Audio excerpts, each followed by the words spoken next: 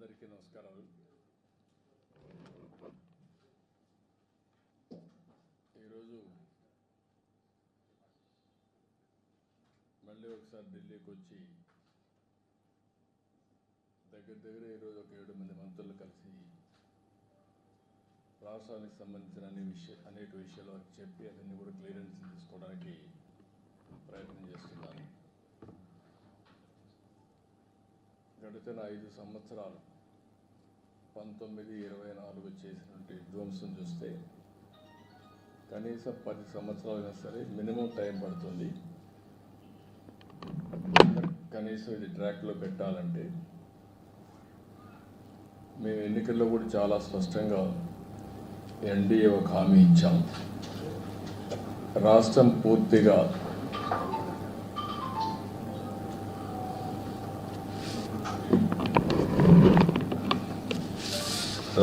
పూర్తిగా విధ్వంసం పాలైంది. మళ్ళీ ఎన్డీఏ వస్తాని రాష్ట్రాన్ని పునర్నిర్మాణం చేస్తామని చాలా స్పష్టమైన హామీ ఇచ్చాం. వచ్చిన తర్వాత నేను 1 సంవత్సరం రేపటికి 12వ తారీఖు నెక్స్ట్ మంత్కి 1 ఇయర్ అవుతుంది. 1 ఇయర్లో అన్ని ప్రయత్నాలు చేసినా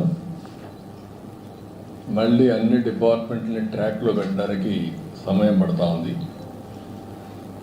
ఈరోజు మనం ఒకసారి చూస్తే 1-2 కాదు, ఎవ్రీ డిపార్ట్మెంటు డీఫంక్షన్ అయింది, లేకపోతే డీరైల్ చేశారు, లేకపోతే ఇర్రిపేరబుల్ డ్యామేజ్ చేసి వదిలిపెట్టారు. ఎక్కడ కూడా నేను ఎప్పుడు చూడలేదు. 4th టైం సీఎం చాలాసార్లు నేను చెప్పాను, ఎప్పుడు చూడనటువంటి విధ్వంసం జరిగింది. అయితే వేరే మార్గం లేదు, దీన్ని మళ్ళీ ట్రాక్ మీద పెట్టి రీబిల్డ్ చేయడం తప్ప వేరే మార్గం లేదు. దానికోసమే ఫైనాన్షియల్గా అయితే ఏమాత్రం కూడా వెసులుబాటు లేనితనం తెచ్చారు. ఒక పక్క బకాయిలు దగ్గర 1,20,000 కోట్లు బిల్లు మాత్రం 9,94,000 కోట్ల రూపాయలు లయబిలిటీస్ కానీ, పేమెంట్స్ డ్యూ పెట్టింది కానీ, డెట్ కానీ చేసే పరిస్థితికి వచ్చారు. అయితే ఈరోజు ప్రజలు దానికి కావాల్సిన విధంగా పనిష్ చేశారు. మాకు స్పష్టమైన మెజారిటీ, చరిత్రలో ఎప్పుడూ జరగనటువంటి విధ్వంసం జరిగింది. అదే సమయంలో ప్రజలు కూడా ఎప్పుడూ ఈయనటువంటి విజయాన్ని కూడా ఇచ్చారు. 93% స్ట్రైక్ రేట్, ఎవరు ఊహించినటువంటి విజయం ఇది. అయితే ఈరోజు మేము కూడా ఎంత తొందరలో రెక్టిఫై చేయగలిగే ప్రయత్నం చేస్తున్నాం.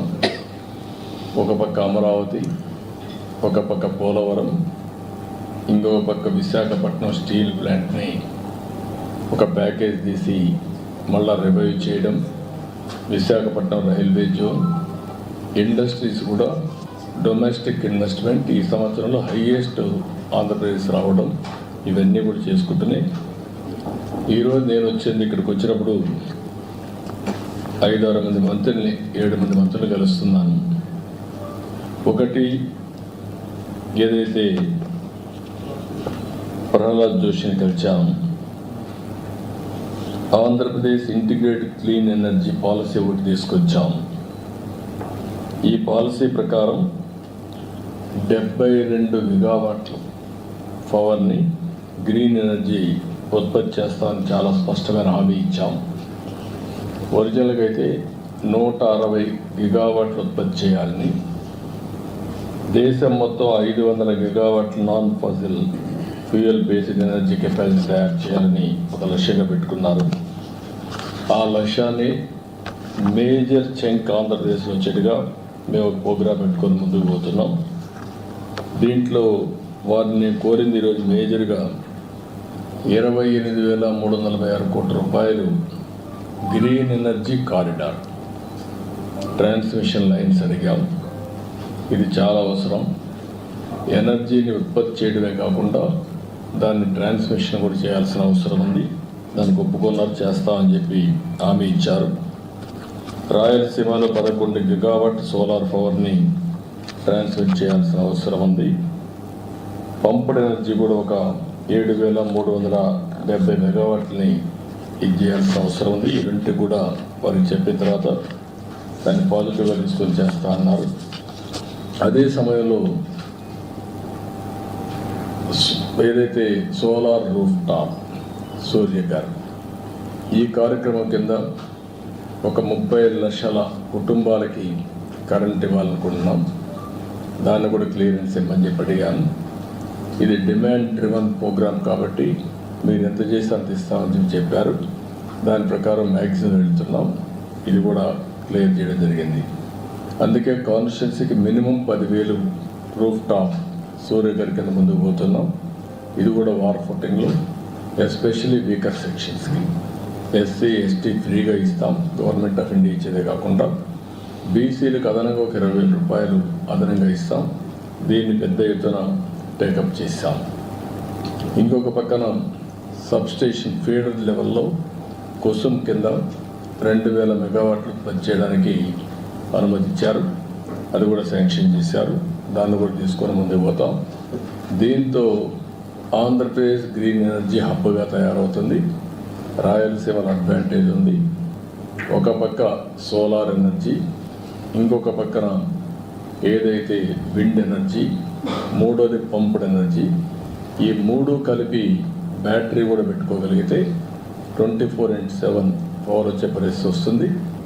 ఏదైతే ఈ వ్యవస్థని పూర్తిగా నిర్వీర్యం చేశారు, ఈరోజు కాస్ట్ తగ్గించే దిశగా వినియోగదారుడికి బెనిఫిట్ అయ్యే విధంగా, అదే మరి అల్టిమేట్గా ఆంధ్రప్రదేశ్ గ్రీన్ ఎనర్జీ హబ్గా డౌన్ స్ట్రీమ్ ఇండస్ట్రీస్కి ముందుకు పోతున్నాం. రాయలసీమ అయితే గ్రీన్ ఎనర్జీ ఉత్పత్తి చేయడానికి వస్తుంది. అదే మరి కోస్టల్లో ఏవైతే పోర్ట్స్ ఆధారంగా చేసుకుని ఎక్కడికక్కడ గ్రీన్ హైడ్రోజన్, అమోనియా ఇవన్నీ ఎక్స్పోర్ట్ చేయడానికి అవకాశం ఉంది. ఆ కార్యక్రమంలో ముందుకు పోతున్నాం. అదే సమయంలో రెండోది రాజ్నాథ్ సింగ్ గారిని కలిశాను. వారిని మనస్ఫూర్తిగా అభినందించారు. ఏది సింధూర్ ఆపరేషన్ గ్రాండ్ సక్సెస్ చేశారు, చాలా ఎఫెక్టివ్గా చేశారు. దానికి అభినందించాను. అదే సమయంలో డిఫెన్స్ కూడా చాలా బాగా చేశారు. దేశం అంతా కూడా మన డిఫెన్స్ పట్ల ఒక నమ్మకం కలిగింది, ఆత్మవిశ్వాసం పెరిగింది, గౌరవం పెంచుకునే పరిస్థితికి వచ్చారు. దానికి అప్రిషియేట్ చేస్తూనే రాష్ట్రానికి సంబంధించిన కొన్ని డిమాండ్స్ ఉంటే అవన్నీ పెట్టాను. దగ్గర ఒక 4 ఇంపార్టెంట్ ప్లేసెస్